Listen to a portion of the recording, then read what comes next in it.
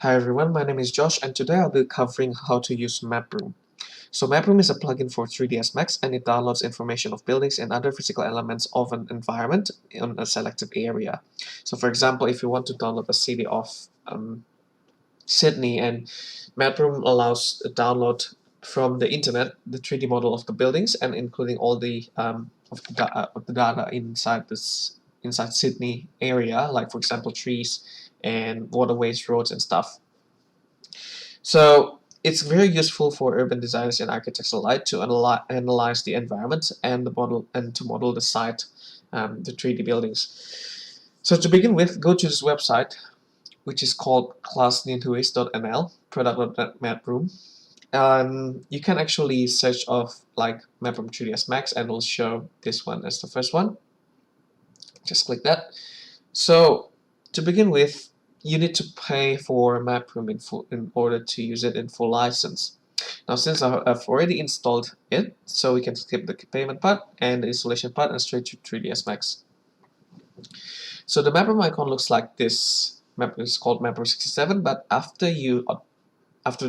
installing it, it doesn't show up directly. So what you need to do is to right click over here and then customize, toolbars, and then you can find Maproom. You can find Maproom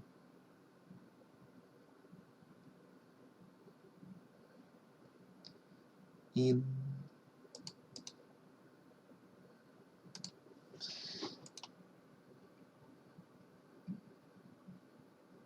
there you go. So you can find the Maproom in class tools in category, and then there's the icon there. Just drag it to there. So since I already have it, I just delete that button. But yeah, when installing Maproom, it doesn't directly show the button, so you need to customize it and edit the button like that. So let's start on the Maproom. Just click the icon.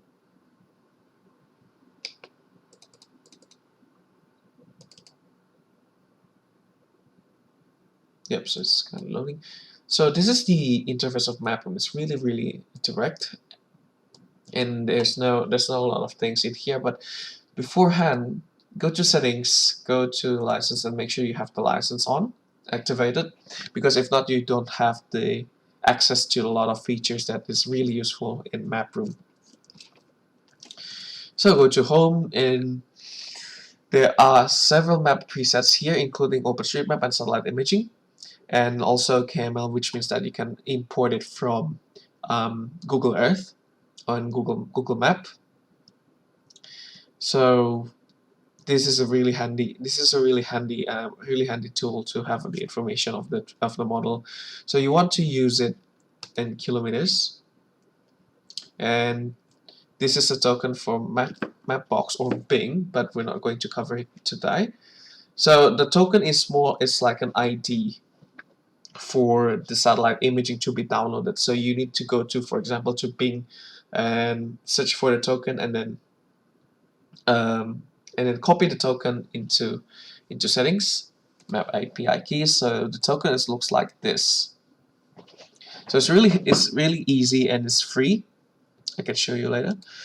So for example, for now I can show you how it looks like in using Maproom. So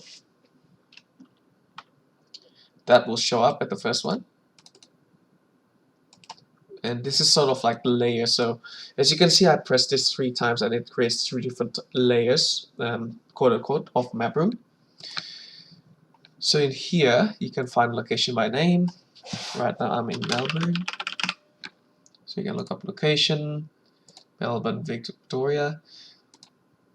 So the map anchor, they use the geolocation of longitude and latitude to have a more accurate in terms of taking the information. But this is a really handy tool to find a location like that, so we don't need to know the longitude or the latitude. After the space, so it'll directly select an address, and also there's some projection over here. We're going to give it Mercator, and then we want to go to OSM 003, which this is the critical part to get the 3D buildings, because Maproom will download the 3D buildings from OpenStreetMap, and it has more data than for example like the Grasshopper counterpart, which is the elk, because in elk it depends on how much data that you can get from OpenStreetMap, whereas this one, I think this one has a different source, so it has more data.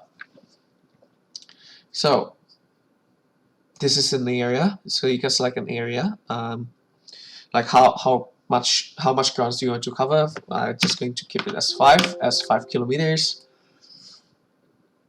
OpenStreetMap layer type, you can have it as full OSM or just the buildings, just the building heights. I'm going to take all of this, route, and then highway natural, because I want the trees also railways. We don't need the other part.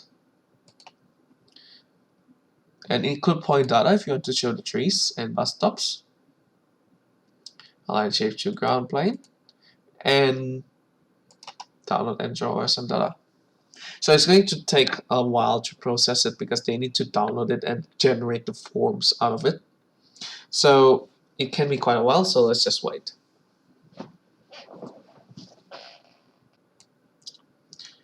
Okay, as you can see here, there's a lot of things that's going on in the layer tab, which means that the Maproom's done. So what it does, that it generates a form and put it in the layer, like so. So let's just select that and rotate. So as you can see, if I select this one right here, it's downloaded the layers. This one is called height. So all of these layers are the layers downloaded from OpenStreetMap. So what I will do now is to have this in 3D, because currently, as you can see, this is just all flat. So to do that, just use style sheet and sys OSM style sheet, like so. Apply style sheet, and it's going to generate the 3D buildings based on the OSM data that's downloaded by Maproom. Okay, so as you can see, Maproom has successfully downloaded the 3D information of the buildings. So if you zoom in and rotate it just a little bit, it's going to generate the 3D buildings. And here it has the modifier from OpenStreetMap directly. But the thing is, with downloading the data from 3ds Max, is going to bind up with the layers. So it doesn't show you, for example, which buildings are the commercial part, which buildings are not, which buildings are residential. It's not going to be grouped based on that, but rather it's going to be grouped based on the layers over here. And you can actually select the layers and download from OSM, but the data has to be completed. Right now, you can only see it from this kind of layer over here. University, for example, it's only there. That's probably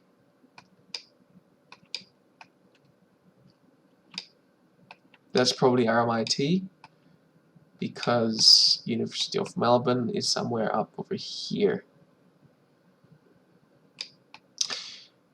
So now I'm going to show you how to change the colors, because for example, if you just wanted to have like a block models of the urban area, not really in detail, you can actually change the color to consistent, because looking from here, it looks like it has 3 different shades of cream or beige.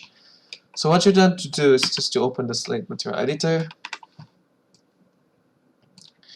and then use this button over here, which is pick material from object, and select one.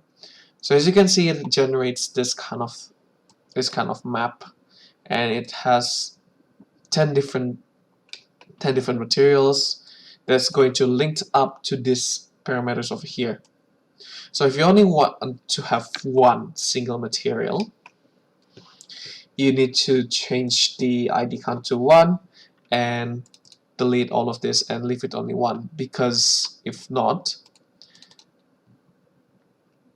this will happen, which means that the buildings that you selected are not all of them may not have the same colors, just because with this material editor over here. So what you want to do is to simplify all of this into a singular material. So it's okay if it's black, it means that it doesn't have any material right now. So delete all of this and leave it only 1 and set this ID count into 1. So it's going to match up from the material editor to the parameters on here, in here. So when you change the buildings, for example, into bright red like so, it's going to change the whole selection. Now the last thing that I want to show you is here is a satellite imaging. So previously we selected OpenStreetMap and satellite, so it's going to generate the satellite imaging and layer and OpenStreetMap layer automatically. So what we've been working on just now is an OSM, is this layer here, which is the OSM 003, which is the OpenStreetMap. Currently I want to show you how to do the satellite one. So click the terrain, set this to 5 to N5, which is the same area with the OpenStreetMap, and then you want to change the pixels to have a higher quality. So the highest one is 4K, that's about this 4K resolution, which is 4000, but for the sake of the speed, I'm going to use it the full HD. If not, it's going to take a longer time and it's going to make the computer quite heavy. So I'm going to keep it as 1920, which is a general full HD. Estimate zoom level is going to estimate the zoom level, so when it's downloaded, it's going to have the similar scale with the OSM data. And then what you want to do is to change the image source to something else. For example, there's a map box over here, and there is Bing map. So remember that previously I mentioned that to have satellite imaging from Bing, you need the API keys from here. So if you go back here, it's reverted back because we haven't updated the map images. Change it to 5, estimate zoom level. You want to press this link over here. So get access to Bing imagery by providing your own Bing map keys. So click on here,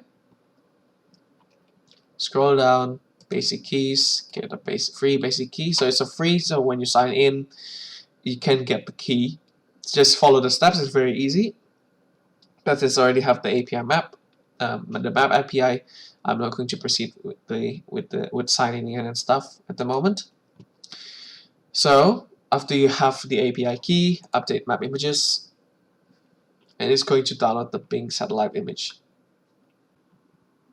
So as you can see here, there's an underlay below, which is the satellite imaging. So the resolution here is quite pixelated just because I put it as a full HD one, so it's stretched out and it's pixelated. If you want to have a higher quality, you can go for up to 2K or 4K, but that's going to take a lot of your computer power, so be mindful on how you work. So if you want to have a look at how the pixels are actually affecting the quality, so remember just to estimate zoom level, so it's automatically set up like so, and click update map images to update it. So as you can see here, it's finished. It has some improvement in the pixels, but if you want to do more pixels just to get more quality, then go for it, but be mindful on how you work on Maproom, just because it's going to make 3ds Max really heavy. So that's it for today, and I will see you in the next one.